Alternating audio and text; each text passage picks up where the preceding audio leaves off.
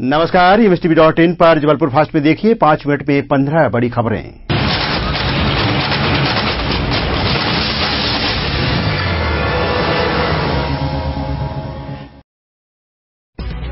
Railway के अधिकारियों के सारे दावों को धाता बताते हुए एक बार फिर लुटेरों ने रेलगाड़ी पर धावा बोला और लूटकर चंपत हो गए। इस बार लुटेरों के निशाने पर थी संघमित्रा एक्सप्रेस। जीआरपी और आरपीएफ के पेट्रोलिंग दस्ते के होते हुए भी लुटेरे बेखौफ होकर चले गए। बाद में इन दस्तों ने मुसाफिरों की खबर ली। फिर से पुरानी कवायद दोहराई गई। लुटेरों ने ट्रेन पर कल रात उस वक्त धावा बोला जब गाड़ी सतना और मैहर स्टेशन के बीच से गुजर रही। जवाहरलाल नेहरू कृषि विश्वविद्यालय के पूर्व कुलपति डॉक्टर गौतम कल्लू के कार्यकाल में हुई आर्थिक अनियमितताओं की जांच कर रहे आर्थिक अपराध विंग द्वारा रिकॉर्ड उपलब्ध कराने दिया गया नोटिस एक बार फिर खाली गया।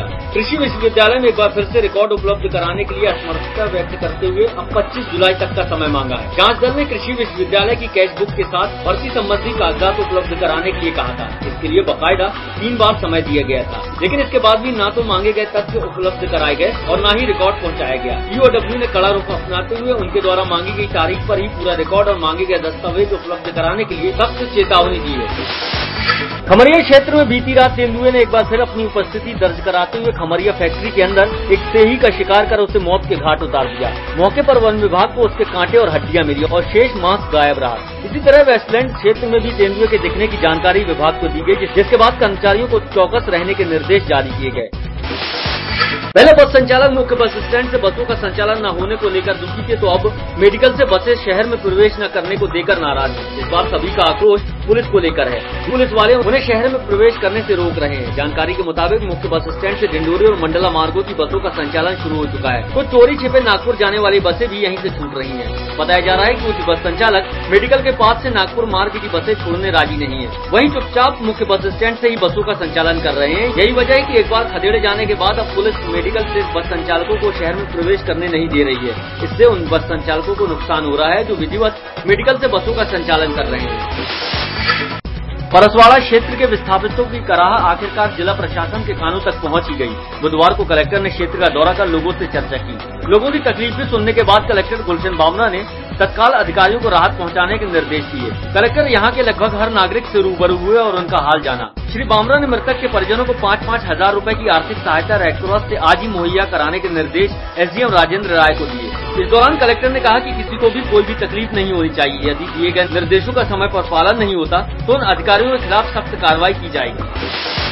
नरसिंहपुर जिले के झिलपनी गांव में रहने वाली एक लड़की ने हाईकोर्ट के चीफ जस्टिस को पत्र लिखकर सनसनीखेज आरोप लगाया है कि वहां के टीआई आशुतोष चाम ने 10 पुलिस वालों के साथ मिलकर उसके पिता की गोली मारकर हत्या कर दी। आरोप तो ये भी है कि मामले के दोषियों के खिलाफ कार्रवाई करने के बजाय स्थानीय पुलिस ने पीड़ित परिवार और मामले के गवाहों का जीना दुश्वार कर दिया है। पत्र को संजीदगी से लेते हुए हाईकोर्ट के जस्टिस आर.एस. झा की एकल पीठ ने नरसिंहपुर कलेक्टर और एसपी को मामले पर की गई कार्रवाई का ब्यौरा पेश करने को कहा है। साइंस कॉलेज में एबीवीपी कार्यकर्ताओं ने जमकर नारेबाजी कर प्रदर्शन किया है। मांग है कि कॉलेज में पीजी कोर्स में एडमिशन के लिए सीटें बढ़ाई जाए, साथ ही रजिस्ट्रेशन की डेट भी बढ़ाई जाए। एबीवीपी कार्यकर्ताओं का आरोप है कि कॉलेज के द्वारा 6वें सेमेस्टर का रिजल्ट कॉलेज प्रबंधन द्वारा लेट घोषित किया गया था और पीजी में प्रवेश लेने की तिथि खत्म हो चुकी थी, जिससे इन छात्रों को पीजी कोर्स में एडमिशन नहीं दिया गया। आज इसी बात से नाराज एबीवीपी कार्यकर्ताओं ने साइंस कॉलेज में जमकर नारेबाजी प्रदर्शन कर कॉलेज में पीजी कोर्स में एडमिशन की सीटें बढ़ाए जाने व रजिस्ट्रेशन की डेट बढ़ाए जाने की मांग की। यदि डेट नहीं बढ़ाई जाती है तो एबीवीपी कार्यकर्ताओं ने उग्र आंदोलन की बात कही है। कटंगी इलाके में तेज रफ्तार से भाग रहे डंपर की बस से टक्कर हो गई। टक्कर इतनी जोरदार थी कि 3 लोगों की मौके पर ही मौत हो गई, जबकि 7 से 8 लोगों को गंभीर हालत में मेडिकल अस्पताल और निजी अस्पताल में भर्ती कराया गया है, जहां पर उनका इलाज किया जा रहा है। बताया जा रहा है कि बस दमोह से नागपुर की ओर जा रही थी और जैसे ही बस कटंगी बाईपास चौराहे के पास पहुंची ही थी कि सामने से आ रहे डंपर से उसकी भिड़ंत हो गई। वहीं मौका वारदात से डंपर चालक फरार हो गया, जिसके बाद पुलिस ने बस और डंपर दोनों को ही जब्त कर मामला कायम करते हुए मामले की जाँच कर रही है। जनता दल यूनाइटेड कार्यकर्ताओं के साथ किसानों ने मालवीय चौक से लेकर कलेक्टर कार्यालय तक रैली निकालकर प्रदर्शन किया।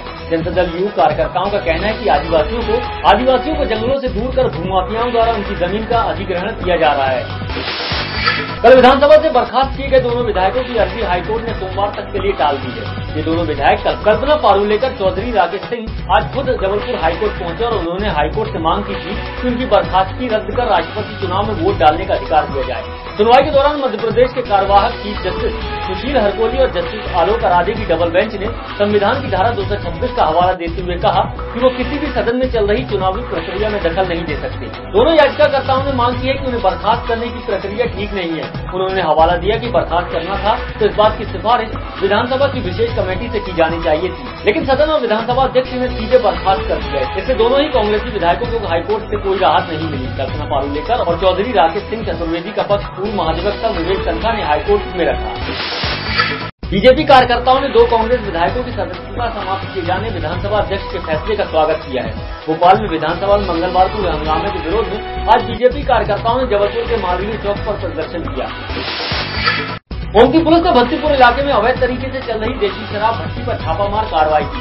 इस दौरान पुलिस ने 2 ड्रम कच्ची शराब के साथ कई ड्रम लाहन को भी बरामद किया है। वहीं पुलिस ने इस जगह से कई शराबियों को भी गिरफ्तार किया है। रेलवे एसपी कार्यालय पहुंची एक बुजुर्ग महिला ने रेलवे एसपी से न्याय की गुहार लगाई है, जहां बुजुर्ग महिला ने अपने दामाद पर हत्या का आरोप लगाया है। बुजुर्ग महिला सोमवारी यादव ने बताया कि वो रीवा की रहने वाली है और उसके पति जगन्नाथ यादव की 20 मई 2009 को रीवा रेलवे स्टेशन के वॉशिंग पिट के पास लाश मिली थी। खाद्य विभाग की टीमों ने छापेमार कार्रवाई करते हुए 18 घरेलू एलपीजी सिलेंडरों को जब्त किया है। खाद्य विभाग की टीम ने एक कार्रवाई सदर इलाके की होटलों और चौपाटी पर की है, जहां पर घरेलू गैस सिलेंडरों का उपयोग किया जा रहा था। सुपरस्टार राजेश खन्ना के निधन पर जबलपुर शहर के तमाम कलाकारों ने राजेश खन्ना के नम आंखों से फन पार्क में उनके पोस्टर पर फूलमाला कैंडल जलाकर नम आंखों से श्रद्धांजलि दी। आज देश में एक महान कलाकार को खो दिया। जहां सारा देश इस कलाकार के निधन पर शोक प्रकट कर रहा है, वहीं आज शहर के तमाम कलाकारों ने राजेश खन्ना के गीतों को गाकर श्रद्धांजलि अर्पित की।